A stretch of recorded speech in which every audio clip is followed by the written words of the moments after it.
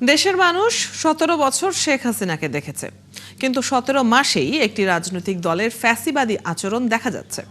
বিএনপিকে ইঙ্গিত করে এমন অভিযোগ করেছেন এনসিপির মুখপাত্র ও নির্বাচন পরিচালনা কমিটির প্রধান আসিফ মাহমুদ সজীব ভুঁইয়া। নির্বাচনী পদযাত্রায় নোয়াখালীর সেনবাগে পথসভায় তিনি এসব কথা বলেন।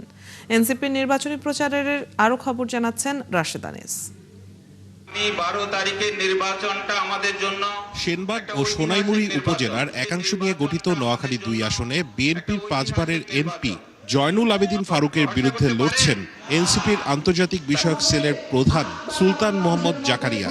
তার প্রতি সমর্থন জানাতে নির্বাচনী পদযাত্রার দ্বিতীয় দিন সেনবাগে আসেন দলটির কেন্দ্রীয় নেতারা। শক্ত একটা অবস্থান নিতে পারবো কিনা এই সকল দুপুরে আপনাকেই বলছি, ইন্স্যুরেন্স করলে সিটিতে সুরক্ষা পাবেন নিশ্চিত। সেবারহাট বাজারে জনসভায় এনসিপির নির্বাচন পরিচালনা কমিটির সেক্রেটারি মনিরা শারমিন বলেন, ঋণ খেলাপিদের সংসদে পাঠালে তারা এ নিয়ে কথা বলবে না।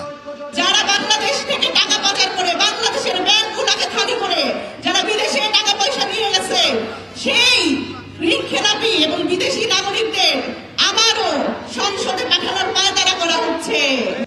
পরে দলের মুখপাত্র আসিফ মাহমুদ বলেন, একটি দল যত কার্ডের কথাই বলুক, মানুষ জানে তারা কোনো কথাই রাখে না। প্রশ্ন তোলেন বিএনপির ১৭ মাসের কর্মকাণ্ড নিয়ে। যারা এখন নানা ধরনের ফ্যান্সি প্রতারণা করছে, নানা ধরনের কার্ড, তারপরে যেখানে যা প্রয়োজন, যেখানে যা মুখে আসে প্রতিশ্রুতি দিচ্ছে, তাদের কথা রাখার ইতিহাস আমাদের জানা আছে। ফ্যামিলি কার্ড, চা শ্রমিকের কার্ড, যত কার্ডের কথাই বলেন না কেন, বাংলাদেশের মানুষ জানে, বাংলাদেশের মানুষের সেই অভিজ্ঞতা আছে যে আপনারা কোনো কথাই রাখবেন না। এরপর গণভোটে হা ও শাপলাকলিতে ভোট চেয়ে মিছিল করেন এনসিপির নেতারা।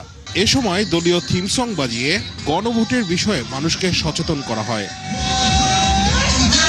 রাশেদ আনিস, ৭১, সেনবাগ, নোয়াখালী।